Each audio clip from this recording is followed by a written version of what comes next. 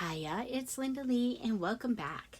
I am sharing with you some items that we found while we were on vacation in the Florida Keys, and to give Brett a little shout out. He's got a little shop, knickknacks, antiques and collectibles.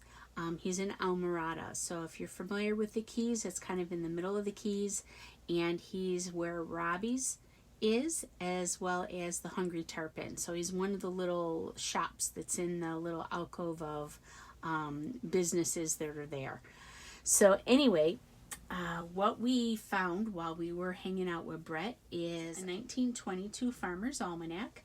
Amazing to me that it was only 12 cents, but a little 100-year-old publication that's in really great shape. The pages are pretty delicate, so I think if I were, going to use this, I would have to mount it to another piece of paper or even just scan it and, make copies.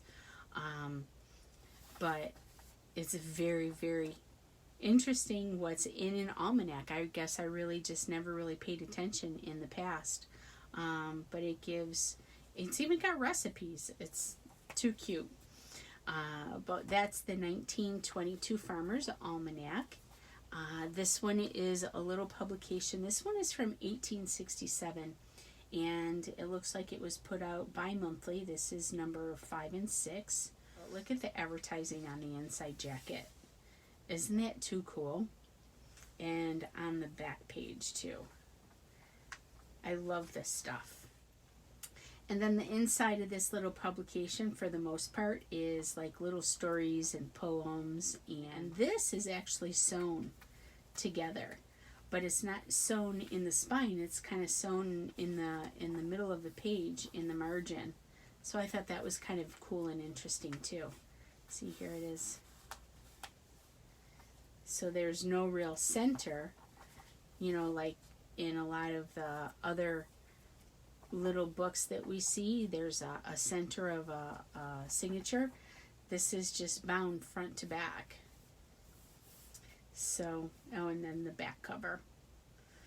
But Brett, the guy that owns the little shop, he actually does a lot of salvaging of glass. That's what he loves to do with his spare time.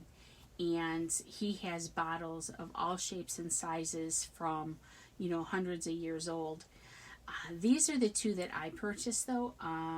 Basically, it was the shape and size that I really enjoyed, as far as the color, too. But I thought this could be incorporated into, like, a journal cover. If I do some sort of romantic journal, we can stuff a love note in here or some kind of nautical something. But from what I understand, when he kind of explained what these are medicinal vials that had a cough syrup in them. I also have some cabinet cards that I got from Brett, and this was the only card that had anything on the back.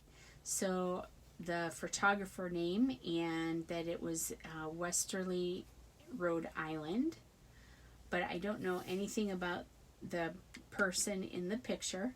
And these are probably from various walks of life and places. But again, there is no information. But look at this sweet little one. Isn't that so cute? And this gentleman. So these are called cabinet cards. I don't know exactly, any real history or origin of the cards themselves.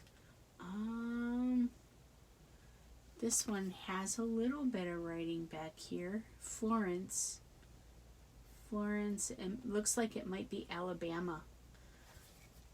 But isn't she cute? And I love that it's kind of fallen apart. And that they're faded and they're water damaged.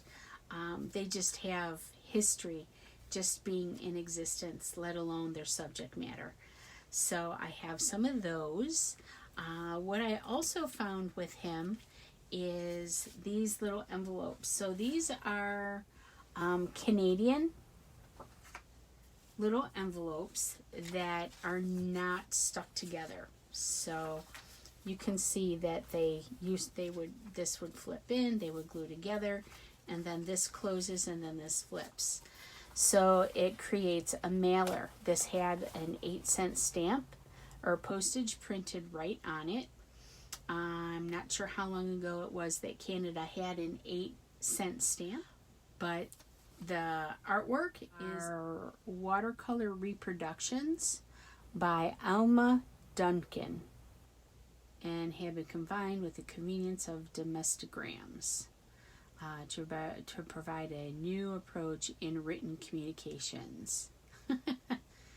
So these 6 different envelopes were sold all together for $1 with 8 cents in postage on each one. So they're really pretty watercolors. We'll flip through them really quick. And then the little stamp that's imprinted on there is like a duplicate of the artwork that's on the cover. But aren't they pretty?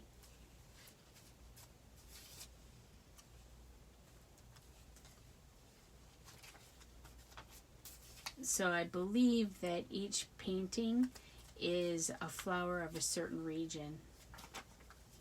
So that's all of those. And that's everything that I got from Brett. Fantastic guy, full of information. He told us stories about some of the people that passed through and how he gets the weirdest of questions. And I'm going to also show you some of my cigar boxes. But we stopped by one of the smoke shops that's there, and Bob had a cigar, and they had all kinds of cigar boxes. And of course I was being encouraged because he knows that I like cigar boxes. But look at the griffin on this one and the graphics. A lot of times what I'll do with cigar boxes is completely alter them. So you can't, it doesn't really matter what they look like because I cover it all up. But this one is gorgeous. What I might do is spend a little time removing, the sail bits of it and just kind of restoring it to before it was a retail item. Like I said, taking off the stickers. And I'm not sure what I'll do, but I got 2 of them that were adorned with griffins. So here's another griffin. Aren't they cool? And the inside of the box, let me show you this one especially. Look at this one. Isn't that cool?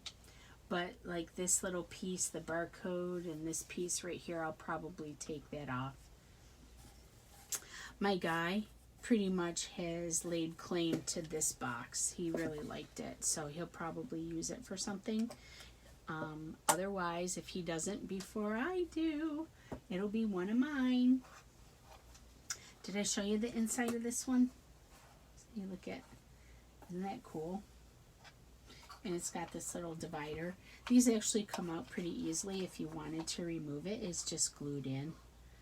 But I'll probably leave it there. I don't have a actual square one, so that's why I got this one. And I will probably alter it. So, oh, look at that one's got a...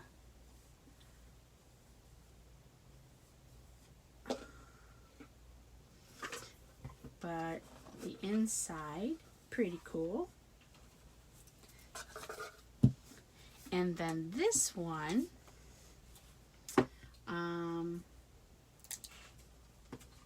is a gorgeous box, and it's got an actual plate in here.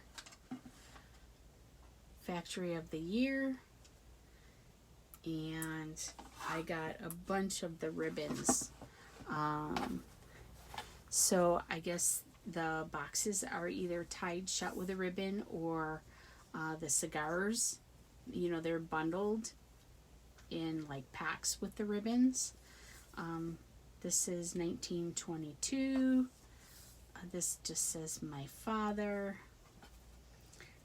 This is the Drew estate, and I think that's what this one says, my father. This one is from the Drew estate. So this is a different brand altogether, but if you can see the green, isn't that cool? But he let me take some ribbons because there was a big heap and pile, and I would have taken all of them, but I didn't want to take too many. Let somebody else have some fun. But anyway, that's everything I had to show you for this little one. If you're ever in the Keys, oh, the back. If you're ever in the Keys, go visit Brett Knickknacks, Almanac, near Robbie's at the Hungry Tarpon. So he's a great guy. He's got a lot of interesting information and stories.